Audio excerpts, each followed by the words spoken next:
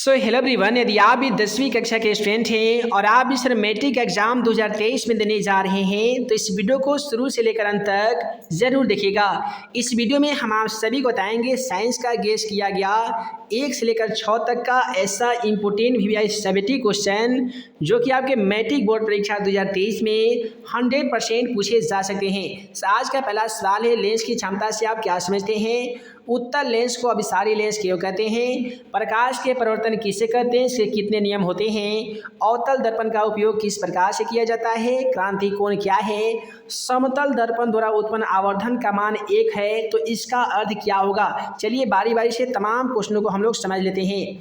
आज का पहला सवाल क्वेश्चन नंबर 1 कहता है कि लेंस की क्षमता से आप क्या समझते हैं? आसानी तरीके से इसका आंसर लिखिएगा कि किसी लेंस द्वारा प्रकाश के किरणों के अभिसरण या अपसरण करने की मात्रा को लेंस की क्षमता कही जाती है। लेंस की क्षमता को डायोप्टर में मापी जाती है। एक डायोप्टर उस लेंस की क्षमता कहलाती है जिसकी फोकस दूरी 1 मीटर होती है। देखिए अब आसान शब्द में जानिए कि आखिर ये कहता क्या है। तो किसी भी लेंस के द्वारा प्रकाश के किरणों के अभिसरण या अपसरण यानी आना और जाना की जो मात्रा होती है उसी मात्रा की क्षमता लेंस की क्षमता कहलाती है। आप सभी को बता दें कि लेंस की क्षमता को डायोप्टर से मापी जाती है, अर्थात लेंस की क्षमता का सही मात्रक डायोप्टर होता है जिसे D द्वारा सूचित किया जाता है और या D द्वारा कहें या m⁻⁻1 कहें। लेंस की क्षमता का सही मात्रक डायोप्टर होता है और इसकी फोकस दूरी 1 मीटर होती है, ये भी याद रखिएगा। उसके बाद में आइए अगला सवाल क्वेश्चन नंबर 2 को देख लेते हैं। दोस्तों क्वेश्चन नंबर 2 कहता है उत्तल लेंस को अभिसारी लेंस क्यों कहा जाता है? आखिर कौन सा रीजन है जिसके कारण उत्तल लेंस को अभिसारी लेंस कहा जाता है? आसान शब्दों में याद रखिएगा, उत्तल लेंस के द्वारा आपतित समानांतर किरणें अपवर्तन के फलस्वरूप एक बिंदु पर मिलती है, यानी उत्तल लेंस प्रकाश के समानांतर किरणों को अपसरित करता है। अतः उत्तल लेंस को इसी गुणों के कारण अभिसारी लेंस कहा जाता है। एक बार फिर से सुनिए, उत्तल लेंस के द्वारा आपतित समानांतर किरणें अपवर्तन के फलस्वरूप एक बिंदु पर मिलती है, यानी उत्तल लेंस प्रकाश के समानांतर किरणों को अभिसरित करता है। अतः इन्हीं गुणों के कारण उत्तल लेंस को अभिसारी लेंस कहा जाता है। एक चीज़ याद रखिएगा, मैट्रिक एग्जाम पेपर में ऑब्जेक्टिव में सवाल पूछा गया था कि किस दर्पण को अभिसारी दर्पण कहा जाता है, तो अवतल दर्पण हो जाएगा, और किस दर्पण को अपसारी दर्पण कहा जाता है तो उत्तल दर्पण हो जाएगा। लेंस में आने पे दोनों चेंज हो जाते हैं।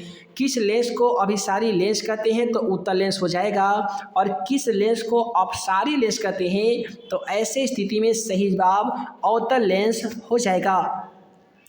इसके बाद में आइए अगला सवाल क्वेश्चन नंबर 3 को देख लेते हैं। दूसरे क्वेश्चन 3 कहता है कि प्रकाश के परावर्तन किसे कहते हैं, यानी प्रकाश के परावर्तन क्या है, इसके नियम लिखें। तो सबसे पहले जानिए कि जब प्रकाश किसी चमकदार सतह पर पड़ता है तो यह एक सुनिश्चित दिशा में विस्तृत होता है। जब भी प्रकाश की किरण जब चमकदार सतह पर पड़ता है ना जी, तो यह एक सुनिश्चित दिशा में विस्तारित हो जाता है, यानी प्रकाश के रंगों का विस्तार एक निश्चित दिशा में हो जाता है।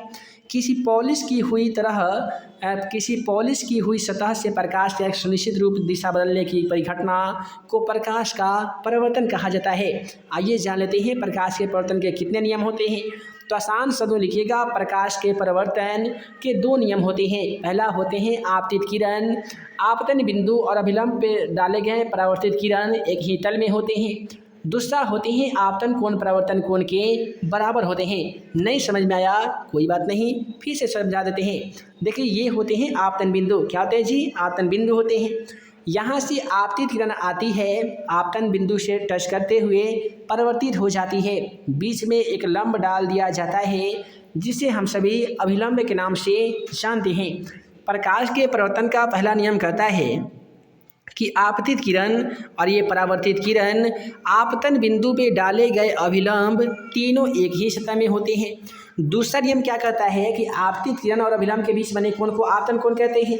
परावर्तित किरण और अभिलंब के बीच बने कोण को परावर्तन कोण कहते हैं। तो प्रकाश के परिवर्तन का दूसरा नियम कहता है कि ये आपतन कोण परावर्तन कोण के बराबर होते हैं।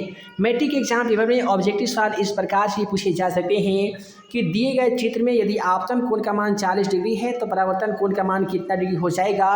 तो इस नियम में आप लोगों ने जाना कि आपतन कोण परावर्तन कोण के मान के हमेशा बराबर होते हैं। तो जाहिर सी बात है एक कोण का मान 40 होगा तो दूसरा कोण का मान भी 40 डिग्री ही होगा।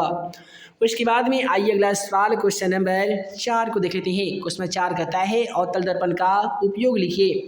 दोस्तों आसान शब्दों में लिखिएगा कि अवतल दर्पण का प्रमुख उपयोग निम्नलिखित है। रोमन नंबर 1 में लिखना है बड़े आकार के अवतल दर्पण का प्रयोग सौर ऊर्जा के लिए किया जाता है। इनका उपयोग वाहनों के हेडलाइट, लैंप, सर्च लाइट, टर्च इत्यादि बनाने में किया जाता है। सेविंग दर्पण बनाने में भी इसका प्रयोग किया जाता है। दंत चिकित्सक द्वारा या विशेष रोगी का परीक्षण करने के लिए इनका प्रयोग किया जाता है। आइए बारी बारी से आसान तरीके से जान लेते हैं।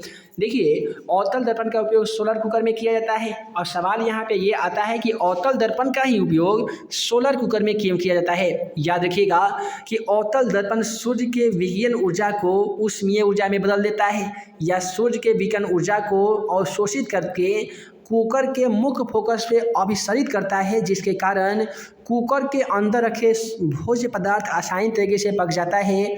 यही कारण है कि अवतल दर्पण का उपयोग सोलर कुकर में किया जाता है। उसके बाद में अवतल दर्पण का जो उपयोग है वो डॉक्टरों के द्वारा रोगी के नाक, कान तथा गले की जांच करने में किया जाता है। अवतल दर्पण का उपयोग हजामती दर्पण के रूप में किया जाता है। अवतल दर्पण का उपयोग हेडलाइट हो गया, सर्च लाइट, लैंप हो गया इत्यादि या टर्च बनाने में भी किया जाता है। अब सवाल यहाँ पे मैट्रिक में ये पूछा गया था कि अवतल दर्पण का उपयोग हजामती दर्पण में क्यों किया जाता है ना जी, ये क्वेश्चन तो बनता है। अब आसानी तरीके से इसका आंसर लिखिएगा कि अवतल दर्पण के सामने चेहरे को रखने पर चेहरे का सीधा आवर्धित प्रतिबिंब बनता है, जिससे दाढ़ी बनाने में काफ़ी ही ज़्यादा आसानी होती है। यही कारण है कि अवतल दर्पण का उपयोग हजामती दर्पण के रूप में किया जाता है। आइए इसी प्रकार से अगला सवाल क्वेश्चन नंबर 5 को देख लेते हैं। है दोस्तों अगला सवाल क्वेश्चन 5 कहता है कि क्रांतिक कोण क्या है या क्रांति कोण किसे कहते हैं। क्रांति कोण को अंग्रेजी में क्रिटिकल एंगल कहा जाता है। व्हाट इज क्रिटिकल एंगल अर्थात क्रांति कोण किसे कहते हैं। देखिए आसान शब्दों में लिखिएगा कि जब प्रकाश की किरण सघन माध्यम से विरल माध्यम में प्रवेश करती है तो वह अभिलंब से दूर हटती है, अर्थात विरल माध्यम में बना अपवर्तित कोण यानी कोण यहाँ पे आर बताया गया है, सघन माध्यम से बने अपवर्तन कोण आई का सिंबल है से बड़ा होता है। यदि विरल माध्यम में बना अपवर्तित कोण एक समकोण के समान हो जाए तो इसके सापेक्ष सघन माध्यम में बना आपतित कोण क्रांति कोण कहलाता है। इस प्रकार से क्रांति कोण किसे कहते हैं आसानी तरीके से आप इसका आंसर लिख दीजिएगा। और चलिए इस वीडियो का आखिरी क्वेश्चन 6 को देखते हैं। कहता है कि समतल दर्पण द्वारा आवर्धन बराबर +1 है तो इसका क्या अर्थ है। आसानी तरीके से लिखिएगा कि एक समतल दर्पण द्वारा अर्थात उत्पन्न आवर्धन यदि 1 है, इसका अर्थ यह है कि समतल दर्पण के द्वारा जिस वस्तु का प्रतिबिंब बन रहा है उस वस्तु का साइज यानी दर्पण समतल दर्पण द्वारा बनाए गए प्रतिबिंब के साइज के बराबर है। धनात्मक चिन्ह यानी प्लस यह दर्शाता है कि प्रतिबिंब सीधा या आभासी है। एक बार फिर से सुनिए, समतल दर्पण द्वारा उत्पन्न आवर्धन +1 होने का अर्थ यह है कि समतल दर्पण के द्वारा जिस वस्तु का प्रतिबिंब बन रहा है उस वस्तु का साइज दर्पण समतल दर्पण बनाए गए प्रतिबिंब के साइज के बराबर है। धनात्मक चिन्ह यह दर्शाता है कि प्रतिबिंब सीधा तथा आभासी है। इसके बाद में आज का आखिरी क्वेश्चन जिसका आंसर आप सभी को वीडियो के कमेंट सेक्शन में देना पड़ता है और कहता है कि आज का प्रश्न आपके लिए जवाब जरूर लिखिए। पवन विद्युत जनित्र में पवन की चाल कितनी होनी चाहिए।